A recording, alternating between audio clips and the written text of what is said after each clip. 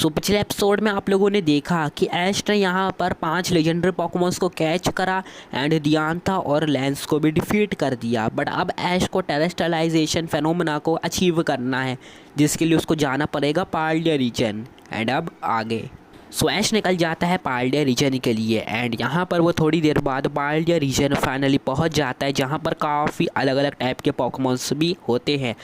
यहाँ पर जो ऐश है वो फ्रीड से जो कि प्रोफेसर के साथ ही साथ राइजिंग वोल्ट टैकलर्स का लीडर भी होता है। एंड यहाँ पर जो फ्रीड है वो ऐश को काफ़ी ज़्यादा सपोर्ट करता है। उसने उसकी सारी बैटल से देखी होती हैं, जो कि वो ऐश को बताता है। तो ऐश बोलता है क्या तुम मुझे टेरेस्ट्रलाइजेशन सिखा सकती है? तो फ्रीड बोलता है हाँ क्यों नहीं, मैं अपने चार्जार्ड के साथ मिलकर टेरेस्ट्रलाइजेशन का यूज़ कर सकता हूँ, तो मैं तुम्हें भी सिखा दूँगा।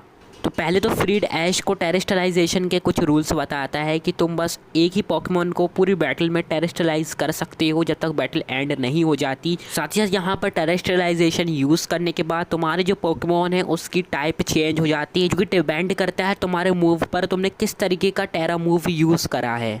तो यहाँ पर जो फ्रीड है वो बोलता है कि तुम अपने किस पोकेमॉन को टेरेस्ट्रलाइज करना चाहते हो। तो यहाँ पर ऐश बोलता है मैं अपने चार्जार्ड के साथ मिलकर टेरेस्ट्रलाइजेशन को परफॉर्म करना चाहता हूँ। तो यहाँ पर फ्रीड बोलता है अच्छा मेरे चार्जार्ड की तरह। तो यहाँ पर ऐश को वो बताता है कि इसके लिए तुम्हें टेरा ऑर्ब चाहिए होगा, जिसके अंदर टेरा क्रिस्टल्स होते हैं, जिस वजह से तुम्हारा जो पोकेमॉन है वो टेरा मूव यूज़ कर पाएगा।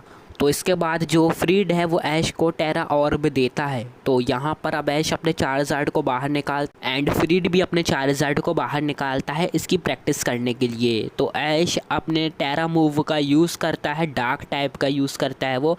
एंड यहाँ पर जो फ्रीड है वो भी अपने चार्जार्ड पर टेरा मूव का यूज़ करता है, वो भी डार्क टाइप का मूव यूज़ कर देता है। दोनों के चार्जार्ड डार्क टाइप के बन जाते हैं एंड यहाँ पर वो अपने मूव का यूज़ करते हैं।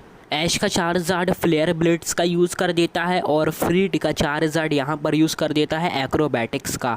बट यहाँ पर जो ऐश का चार्जार्ड है वो फेंट हो जाता है, क्योंकि उसने पहली बार यूज़ करा था टेरा मूव का। बट फ्रीड बोलता है अगर तुम इसकी प्रैक्टिस करते रहोगे तो तुम टेरा मूव को भी मास्टर कर लोगे। तो ऐश फ्रीड को थैंक्स बोलता है और फाइनली उसने टेरेस्ट्रलाइजेशन को भी अचीव कर लिया है और अब वो एकदम रेडी है पोकेमॉन मास्टर चैम्पियनशिप में पार्टिसिपेट करने के लिए।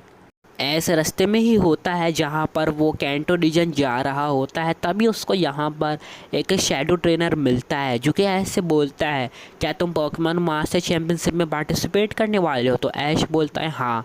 तो यहाँ पर वो बोलता है क्या तुम मेरे से बैटल करोगे, मेरे को प्रैक्टिस करनी है। तो ऐश मान जाता है क्योंकि उसको भी प्रैक्टिस करनी होती है।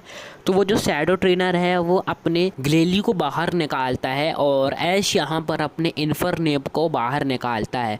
तो यहाँ पर वो ट्रेनर अपने ग्लेली को मेगा वॉल्व कर देता है मेगा ग्लेली में।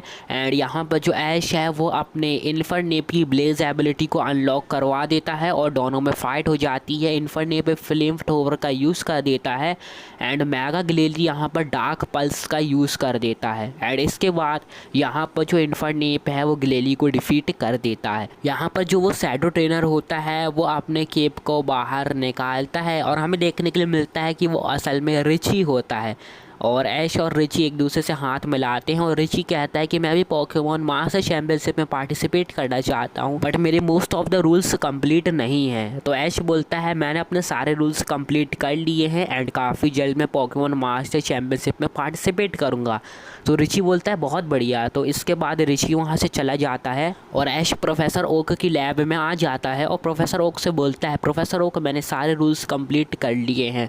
तो प्रोफेसर ओक बोलते हैं ठीक है, अगले ही महीने यहाँ पर पोकेमॉन मास्टर चैंपियनशिप स्टार्ट होने वाली है, जिसके लिए तुम्हें ग्लेशियर रीजन जाना पड़ेगा, बट उसके लिए तुम्हें गिराटीना की हेल्प लेनी पड़ेगी। तो ऐश बोलता है क्यों? तो गिराटीना की मदद से तुम यहाँ पर ग्लेशियर रीजन जा पाओगे, क्योंकि वो दूसरे पोकेमॉन वर्ल्ड में है, हमारे पोकेमॉन वर्ल्ड में नहीं है। एंड इस चैंपियनशिप में 8 के 8 पोकेमॉन वर्ल्ड के सबसे स्ट्रॉन्ग ट्रेनर्स आएंगे एंड हमारे वर्ल्ड में से तुम जा रहे हो। तो यहाँ पर जो ऐश है वो चला जाता है सिनो रीजन, जहाँ पर वो गिराटीना से मिलने की कोशिश करता है, बट गिराटीना उसको कहीं नहीं मिलता है। तो ऐश को लगता है गिराटीना लगता है उसके डिस्टोर्शन वर्ल्ड में है।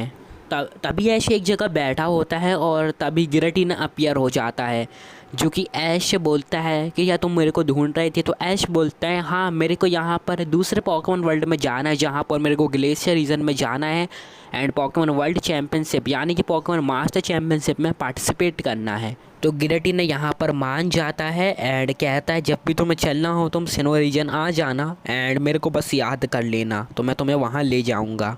तो अब ऐश हार्ड ट्रेनिंग करने लगता है क्योंकि उसको चैम्पियनशिप में पार्टिसिपेट भी करना है। एंड इसके आगे क्या होगा ये आपको पता चलेगा अगले एपिसोड में।